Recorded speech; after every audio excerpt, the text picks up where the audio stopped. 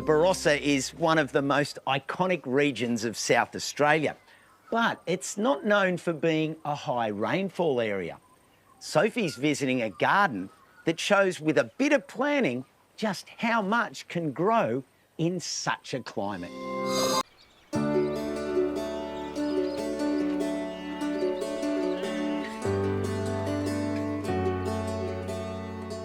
I'm in the beautiful Barossa Valley, about an hour northeast of Adelaide.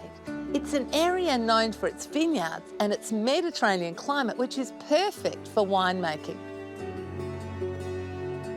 But it's also home to a number of glorious gardens, carefully designed to thrive in the dry conditions. Third-generation horticulturalist Aleisha Lynch has created an inspiring patch near the small Barossa Valley town of Lyndoch. Drought-tolerant native and exotic plants are flourishing here in a garden that only gets extremely limited water.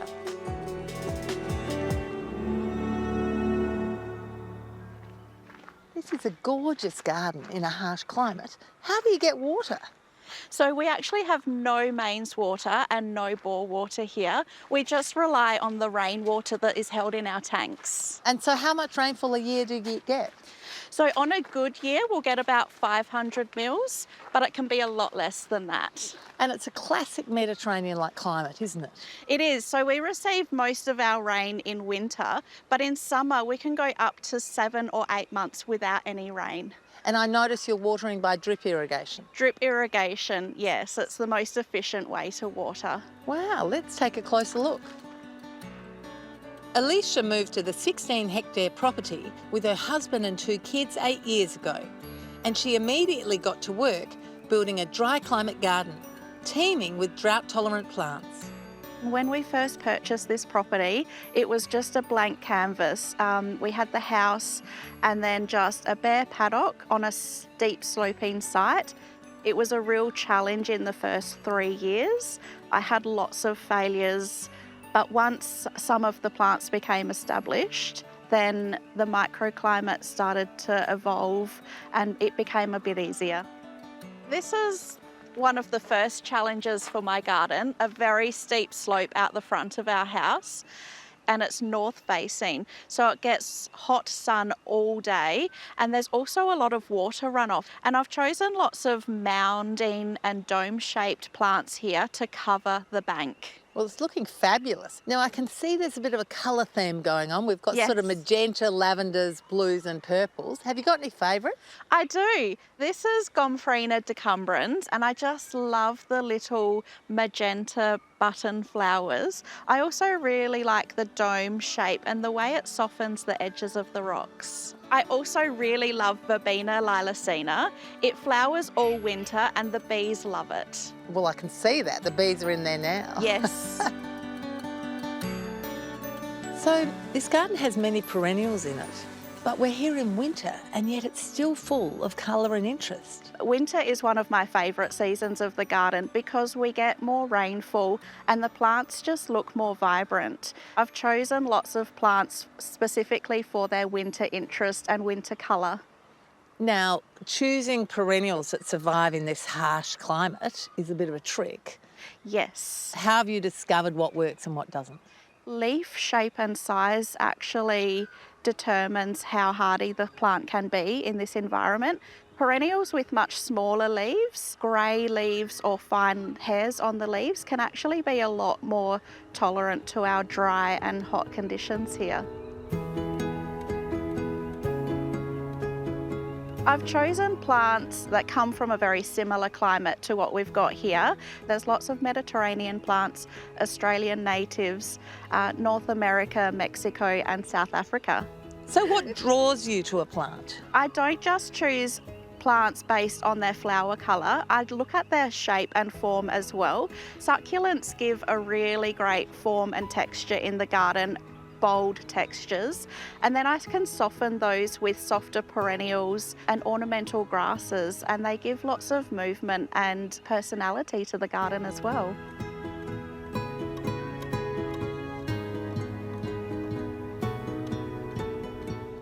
So I love to be able to check out other people's productive patches, and these beds look pretty and productive. Yes, I use companion planting in my veggie gardens, and the flowers really help to encourage all the pollinators to the garden as well. It's really helpful to have wicking beds in such a dry climate, and it reduces the water that we use dramatically. Even in the hottest part of summer, I just top them up once a week and they water themselves. This is a pretty harsh climate for veggies. Have you done anything to make the microclimate more favourable? Absolutely. So the almond tree actually provides shade in the hottest part of the summer afternoons. Perfect. And I've positioned 2 different hedges. They help to slow the wind and just create a bit more of a natural microclimate, more favourable microclimate in here. Because people forget that the wind dries your veggies out so much too. It absolutely does.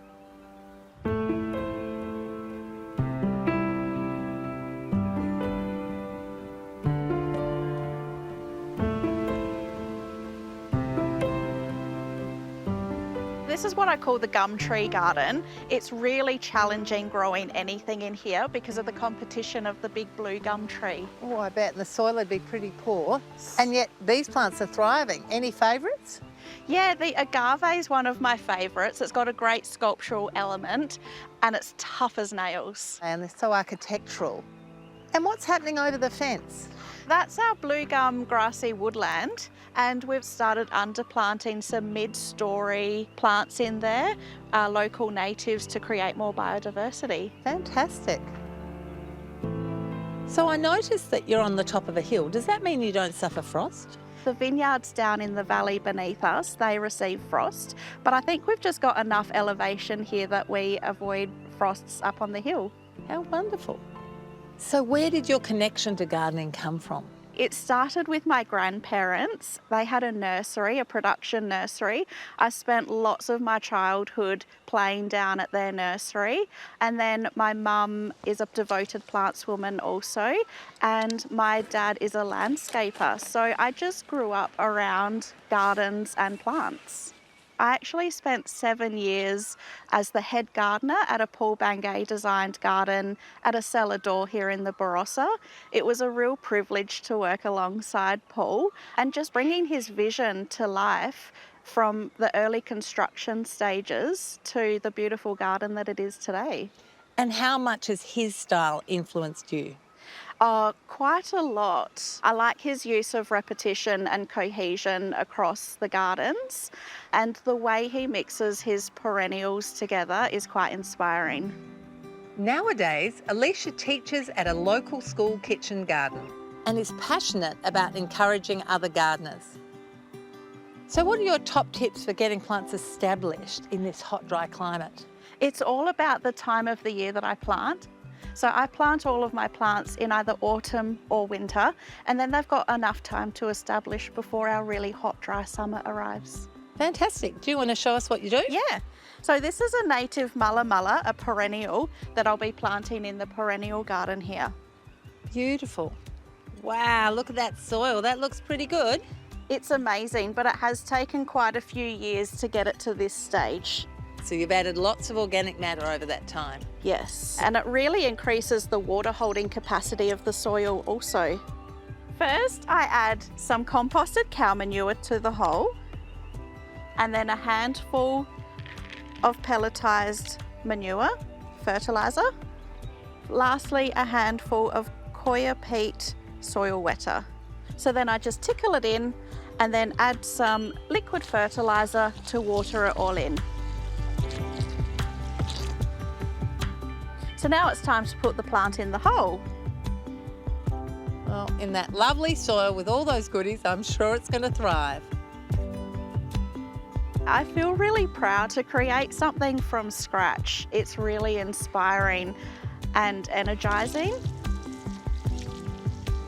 I've tackled one garden bed per year, and it's just evolved over the last 8 years. And so does that mean the garden boundary keeps moving as you encroach into the paddock? It absolutely does. Lots of people have asked me, how big is your garden going to get? And I keep saying, I think I've got enough garden for now. And then the next year I start planning another one again. Love it. It's been inspiring to visit Aleisha's dry climate garden. With access to only limited rainfall, it's great to see what can be achieved with planning, soil preparation and appropriate plant choices.